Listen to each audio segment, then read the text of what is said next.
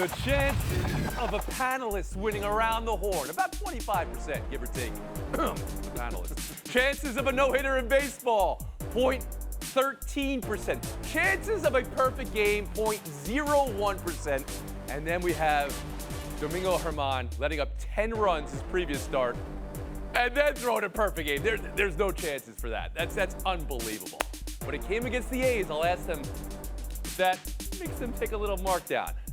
But bigger news, National Sports Media Association Hall of Fame, Bill Plaschke. Congratulations, Bill. And Bob, you were there to give him the award. How great is that?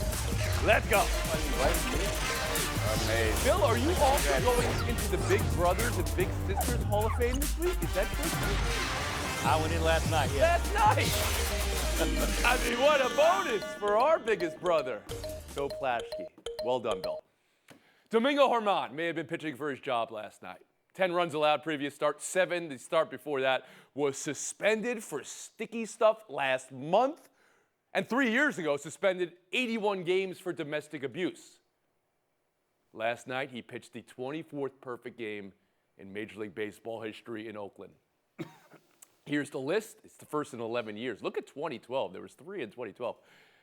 Germán called out the whole Yankees team to take a photo with him and catcher Kyle Higashioka. How will you remember this perfect game? And I know somebody's going to say it was against Oakland in the middle of maybe one of the worst years of all time. Bill, does that change how you feel? How do you remember Domingo Germán's perfecto? That somebody is me, Tony. I'm going to get muted back to 0 for this, I'm sure. I wasn't that thrilled with it. I mean, he's the second pitcher in history to throw a no-hitter against a perfect game against a team that has the worst record in baseball. There was 12,000 people in the stands. The Yankees led 7-0 after 5 innings. There was no pressure on him at all. He could just wail out. Now the points are going off a little bit. Go ahead. I know. There's no and he's a pitcher. Again, the only second pitcher to have a 5+ ERA going into a perfect game. Doesn't that in some way make it more unique or interesting, Gio? It just didn't feel right. And also, can anybody here name the last three hitters? Can anybody name anybody in the Oakland A's lineup on this game? That's a point that you'll get points for. Bob Ryan, I saw your face when Bill was talking about perfect games in general. Please go ahead. I'm impressed. Look, it's still Major League Baseball. I don't care. And it doesn't happen very often. And I'm not shocked. This guy has had success. You know, he was a 19-game winner not too long ago. And he's got good stuff.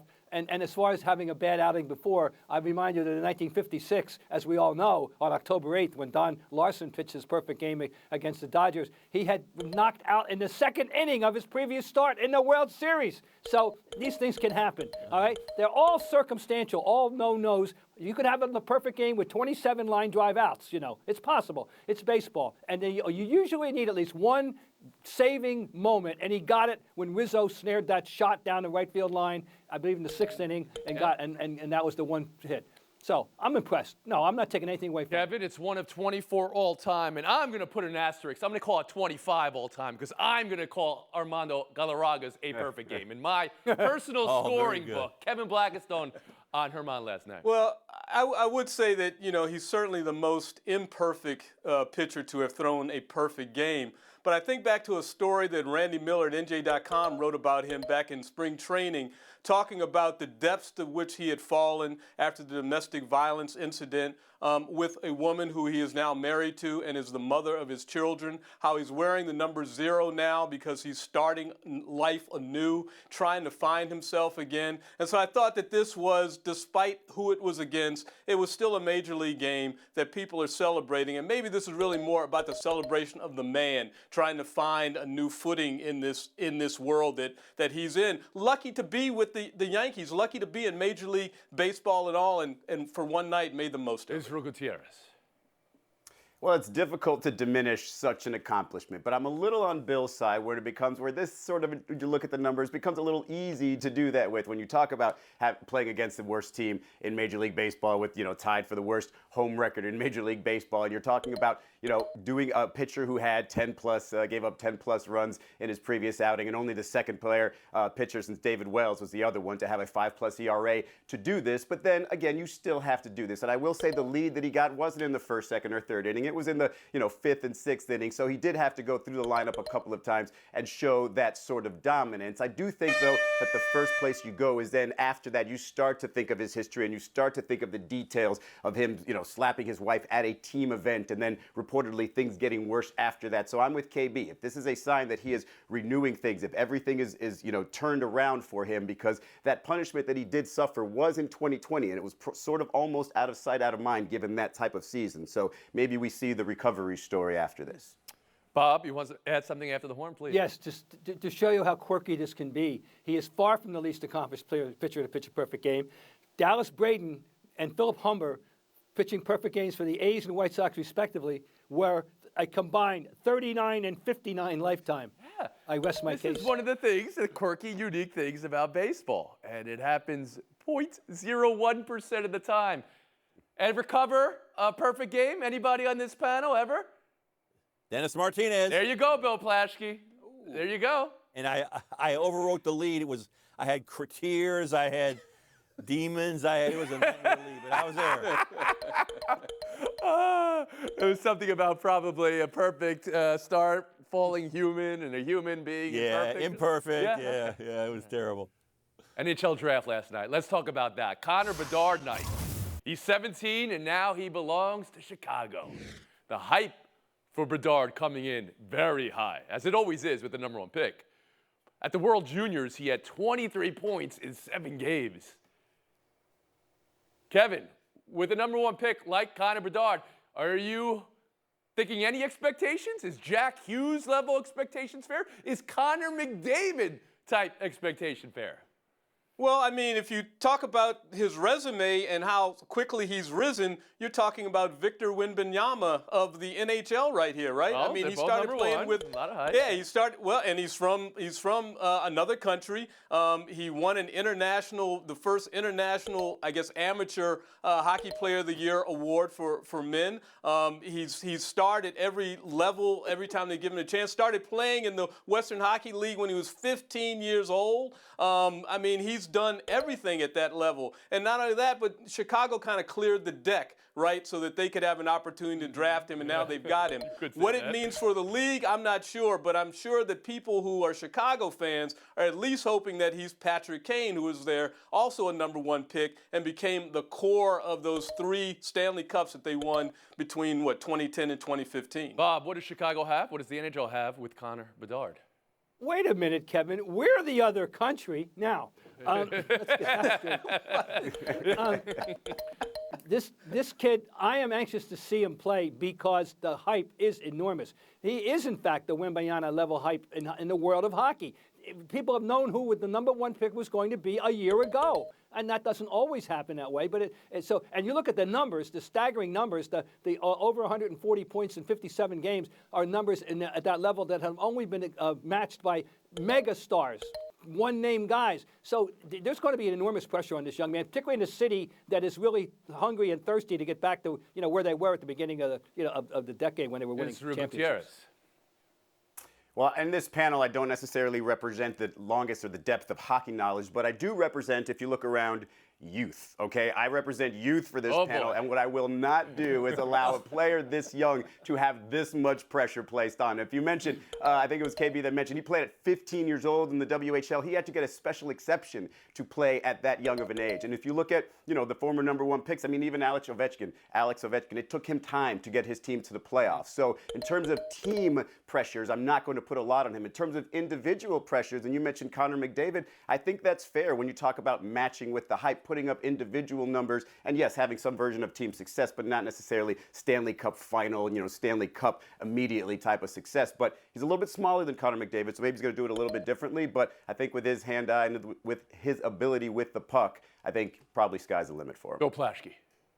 Yeah, you touched on this, Izzy. It took Ovechkin 3 years to get a team to the playoffs. It took Jack Hughes 4 years to get the Devils to the playoffs. This is going to be a time thing. This is going to take time. He's a great young player, but again, he's so young. And like you guys are saying, I'm not putting any pressure on this kid. That's too much for him. Bill, you had a local team pick number 2, Anaheim Ducks, and you were surprised Very by disappointed. Very disappointed. Disappointed? The Whoa. Ducks took the Ducks took Leo Carlsson from Sweden. They should have taken Adam Fantilli from Michigan. Carlson's going to stay in Sweden next year, probably. Possible. He's not even going to play for him, I don't think. Mitch Cobb, another Big one of mistake. the prospects who could have gone 2 or 3, and he went later on in the draft, right, to Philadelphia because he's not sure if he's going to get out of his deal with Russia, a Russian team. That's always in play. Always in play. I love that you're grading out the Ducks draft here, Bill Plaschke. At number 4, San Jose took Will Smith. And with that name, Emily asked the necessary, essential question.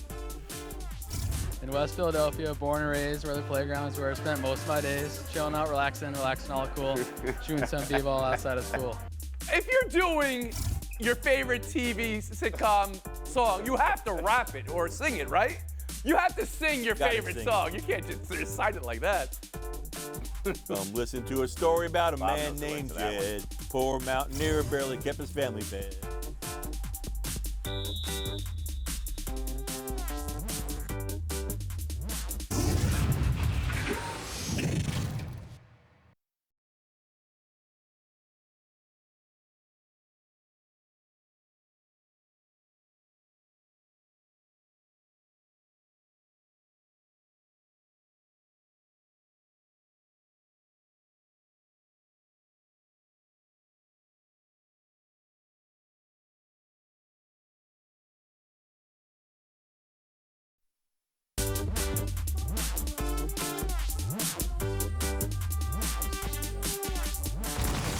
All right, national panel, show me that smile again.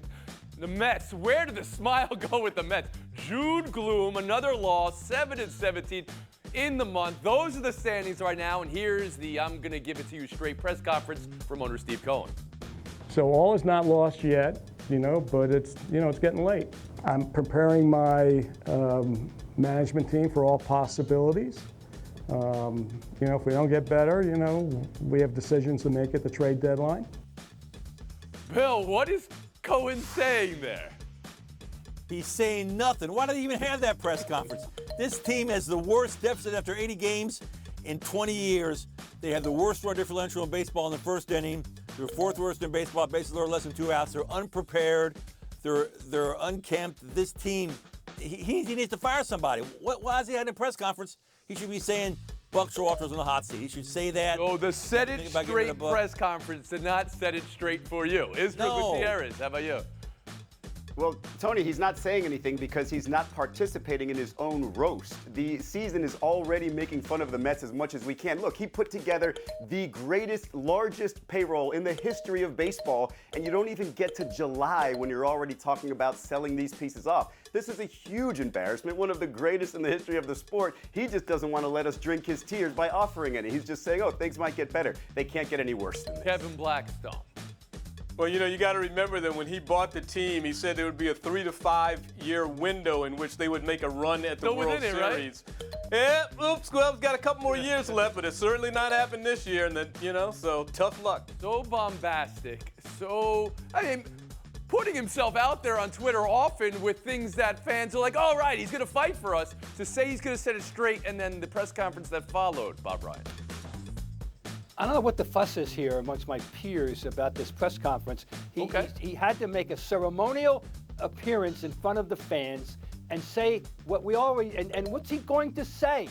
That my All of Fame pitchers have let us down? That my first baseman got hit by a pitch when he was going great and now he's having trouble? That my shortstop has underperformed? Yeah, we all know those things. What do you want him to say? And it's that simple. So no, I have no problem with it. The other owners don't even show their face. So, good for him. Buy or sell two. Kyrie Irving free agency. A news report today from Chris Haynes of Yahoo that he will take a meeting with the Phoenix Suns when it begins. Only the Mavs can offer Irving the full max, 5 years, $272 million. Israel, you can look at this from the Suns side of thing, the Mavs side of thing, or Kyrie's side of things. Buy or sell? Well, I'm selling it from the Suns side of things because I wonder if that meeting would just go, hey, I would like to play for you, and Phoenix is saying, well, you can play for the minimum, and that's about it. Because they're not going to trade DeAndre Ayton for him in some sort of trying to sign and trade and then just get an entirely guard-heavy lineup. I think Dallas is really the only option Kyrie Irving has, and I think it's pretty obvious. And so him trying to put other teams into the mix is just trying to create leverage where there isn't any. Kevin Blackistone. Yeah, it's nothing like being recruited, is there? And that's what's going on right now. That's what he's going to partake of. Look, it wasn't Kyrie Irving's fault what happened to the Mavericks last year. He still averaged 27 and 6, shot almost 40% from the three and 50% from the field. So he can still ball. We all know that. But I do think, as Izzy just said, his only option really is the Mavericks. They are stuck with him, and after they mortgage much of the future, they better pay him. Right. That's the point here, right? Bob Ryan, did Dallas put themselves in a position they have to sign Kyrie Irving for the max? They made one mistake in this whole process. They took him on. This is a guy who, in terms of contract, should be paid by the day, because you don't know from one day to the next what new, wonderful, world-changing thought he's going to have. All right? He's unreliable. You don't want him to. You can't rely on him. Period. But Dallas that was their has mistake, to and now they're now, stuck right? with If I'm picking up what you're putting down after making the move for him and having the roster they have now, they have to re-sign him. Hey, Mark Cuban was once upon one time the boy genius. He's now a middle-aged genius. Let him figure it out. Wow, tell us how you really feel. Bill Plaschke. This meeting with Phoenix is the same thing like when Kyrie been a big deal about walking courtside at the Laker playoff games and sitting there. He's trying to stoke a market that's not there. He's trying to garner up interest that's not there. He's going to stay in Dallas. Dallas should call his bluff. Dallas has to sign him. They should call his bluff. Give him less than the max. See if he can get more than that elsewhere. He won't. Buy or sell 3.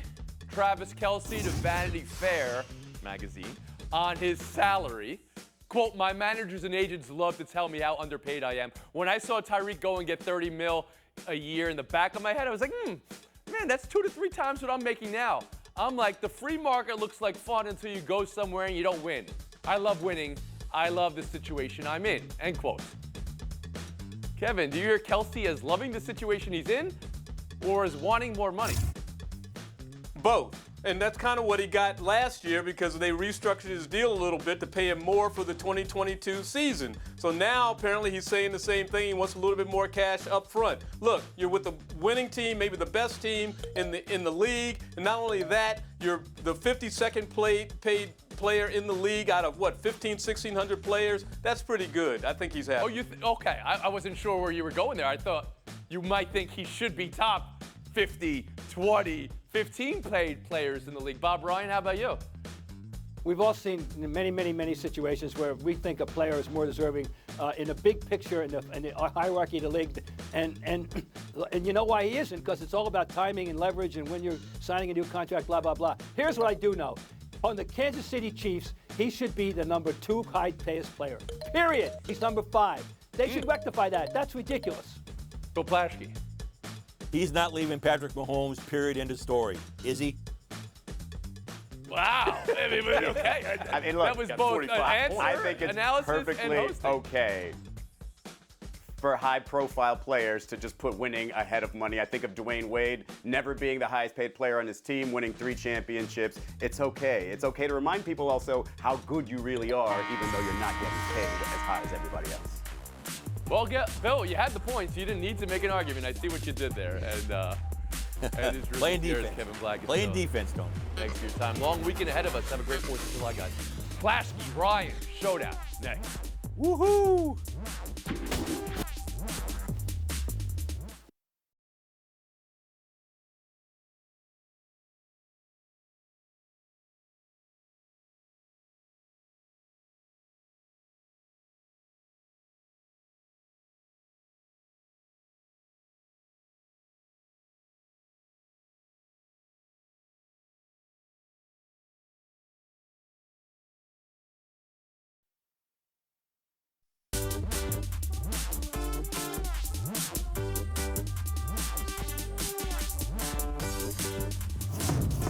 Bill Plaschke, Bob Ryan. Let's get weird. Weirdness on the base pass. And another Washington National situation, too. Out of the base path is the call here for Keibert Ruiz. You see his route. His feet never left the dirted area. You make a call here. Davey Martinez got ejected again over this, by the way. But also look at this. Another one on the base pass in Pittsburgh. A questionable bat removal by San Diego's Jake Cronenworth here. Mid-play. Going around the horn of Pittsburgh catcher Austin Hedges. While Tatis was coming in hard. Ball was cut off, so there was no play at the plate. Hedges didn't like it, though. So, Bill, pick a play at the plate and rule on it. Davey Martinez does not have the right call here. This was the right call. The Ruiz was running away from home plate. He made a motion away from the base. You can't do that. That's out of the baseline. That was a good call. He was out. Bob Ryan. When I saw that play at the plate with the bat, I thought of J.T. Snow rescuing Dusty Baker's young son many years ago in 2002.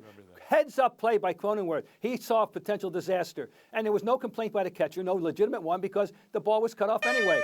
No, that was a smart play. He should have kicked the bat away. He wouldn't have had a problem. Point to Bob Ryan. I'm against you on this one, Bill Plaschke. I think if you're inside the dirt around home plate, you should be able to do anything you want to play tag. Go backwards, go forward, spin moves. You can't walk away from the base. You can't I'd go be the all other right with direction it. of We'll the move base. on. Showdown 2, Lima Locos baseball. Jack Porter, the catch of a lifetime. Look at him. It hits everything as he goes over and sticks the landing on the bench. He said the bench broke his fall. Porter plays his college ball at UCF. Bob, what's the best part? Well, the over-the-shoulder catch itself, it's been done a million times by a million different people. But that reminded me of the Derek Jeter play when he went into third base stands, but he didn't jump into the stands. He flipped, as this guy did. But remarkable agility for him, and he's very, very lucky he didn't get hurt. But let's not overrate the catch itself. It was just a pretty damn good catch, period. I was amazed at the backpack. The backpack did not move. What's in that backpack? Why is it being left unattended at the bench? The backpack was the hero of this catch. It's not the catch of the year. It's the catch of a lifetime. It was like the floor is lava. He didn't touch any of it. Amazing job, Jack Porter and Bob Ryan. Here's your FaceTime. The last no-hitter I saw by anybody was a kid named Pete Thurston in prep school in 1963. This means in over 8 decades of going to major and minor league games by the thousands, I have never been to a no-hit, no-run game, and yet some lucky fan in Oakland last night, you know damn right well, was seeing his or her first game. Would it spoil some vast, eternal plan if I could see a no-hitter? It doesn't have to be a perfect game. And you've written the book on scoring baseball games, and you've never seen it. 1963. Have a weekend, everybody.